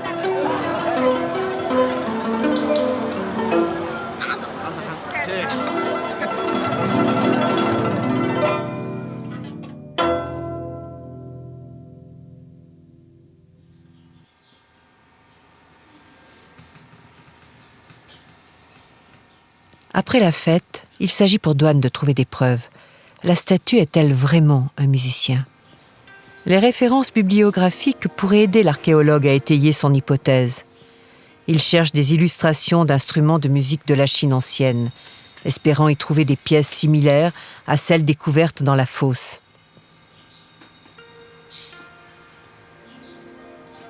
Mais pour l'heure, rien de concluant. À moins, peut-être, à moins que la réponse ne soit ailleurs. Là, tout près de l'oiseau de bronze. Lui seul détient les clés de l'énigme.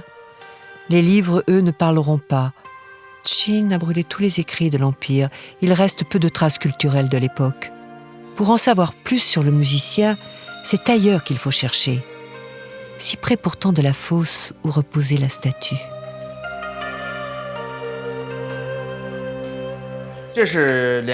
Voici là-bas la fosse numéro 7, où nous avons découvert les statues de terre cuite. Perpendiculairement à cette fosse, il y a ce couloir. Vous voyez, là. Et là, nous sommes en train de mettre au jour des oiseaux de bronze.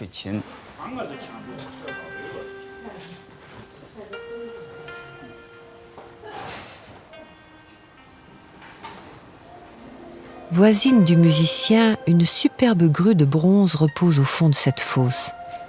Elle tient dans son bec un verre. Un verre que 22 siècles d'attente ne lui ont pas laissé le temps d'avaler.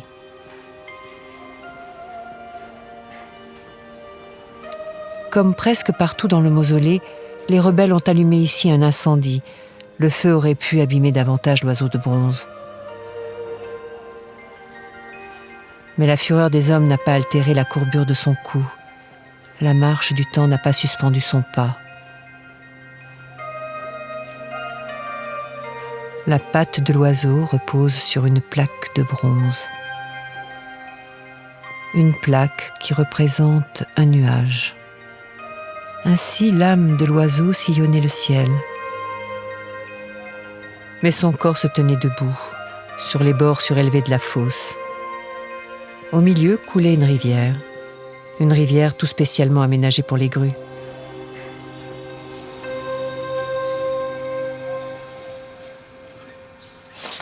Quel lien entre l'oiseau et la statue? Cette illustration dépeint une coutume de la dynastie Han, qui 8 ans après la mort du premier empereur, régnera sur la Chine. Les personnages tiennent des baguettes, elles ressemblent aux bâtonnets de bronze, retrouvés dans la fosse au tout début des fouilles. Il s'agit d'un jeu d'adresse. Les baguettes étaient lancées dans un pot. Des joueurs, une rivière, des oiseaux. De toute évidence, la fosse numéro 7 évoque un univers ludique. La musique y aurait donc toute sa place.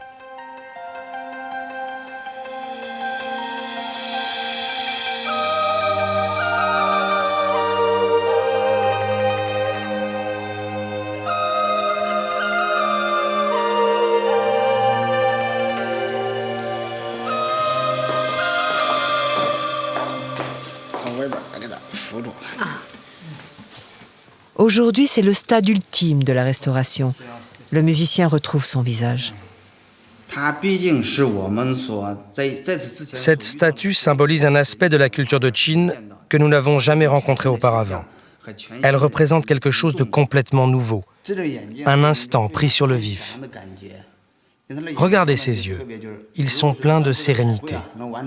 Si la polychromie était mieux préservée, il semblerait animé. En regardant cette statue, on ressent profondément sa concentration, comme si elle attendait peut-être que commence la musique.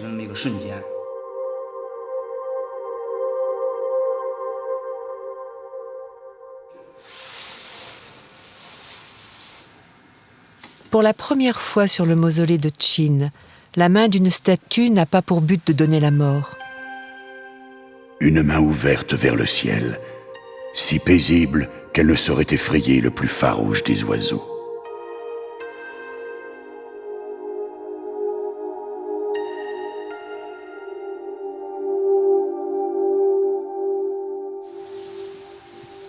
L'art et la douceur, pour la première fois, rejoignent la réalité guerrière du site funéraire.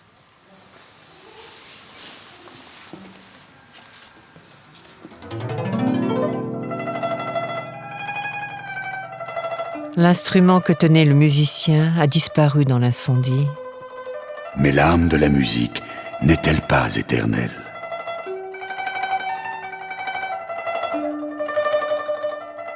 Pour qui jouait le musicien de terre cuite? Pour qui d'autre aurait-il pu jouer que pour la grue de bronze? Aussi loin que remontent les croyances de Chine, depuis toujours, cet oiseau de splendeur porte l'âme des défunts vers les immortels. Alors, du temps de mon règne, mes musiciens apprivoisaient avec leur mélodie ces oiseaux sacrés. Le jeu des artistes faisait vibrer dans les jardins de mon palais un chant d'éternité. J'ai voulu qu'il en soit de même dans la fosse numéro 7.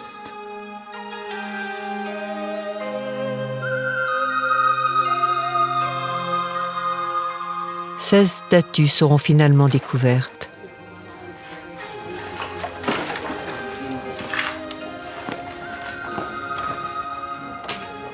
Les fouilles sont terminées. La fosse a livré son secret.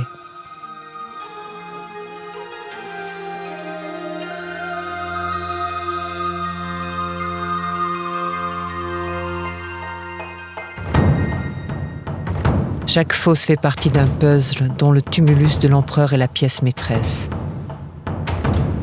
En ces profondeurs repose mon tombeau. Malgré les carottages fréquents, il n'est pas question d'ouvrir la chambre funéraire. Les autorités préfèrent attendre que les techniques de conservation soient plus avancées. Les fouilles sur le mausolée pourraient, dit-on ici, durer un siècle, ou plus. Un siècle, une goutte d'eau. Voilà 22 siècles que la maladie m'a emporté et que je vous attends, vous, les immortels. Pour vous accueillir, j'ai tout préparé. Des arbalètes partout dans les alcôves. Pour tuer les fous qui viendraient violer ma demeure et troubler nos retrouvailles. Et puis, là, mon univers. Au plafond, des milliers de pierres précieuses pour figurer la Voie lactée. Au sol, toutes les montagnes de Chine, les fleuves aussi. Des fleuves de mercure au bord desquels reposent mes trésors les plus chers. Des objets précieux pour, avec vous, fêter l'ivresse de l'immortalité.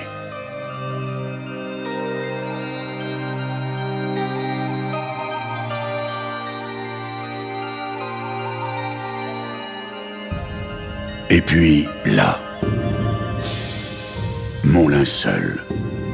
Un linceul taillé dans le jade. Le fils qui m'a succédé y a scellé ma dépouille. J'avais 49 ans.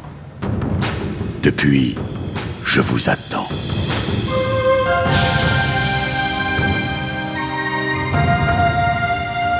J'ai scruté le ciel, je n'ai rien vu venir. L'oiseau sacré n'a-t-il pas jusqu'à vous porté mon âme? J'ai écouté le vent, je n'ai rien entendu. Mes soldats n'ont-ils pas jusqu'à vous escorté mon esprit? Tu es sans conteste, premier empereur de Chine. Premier empereur de Chine. Pour l'éternité. Pour l'éternité.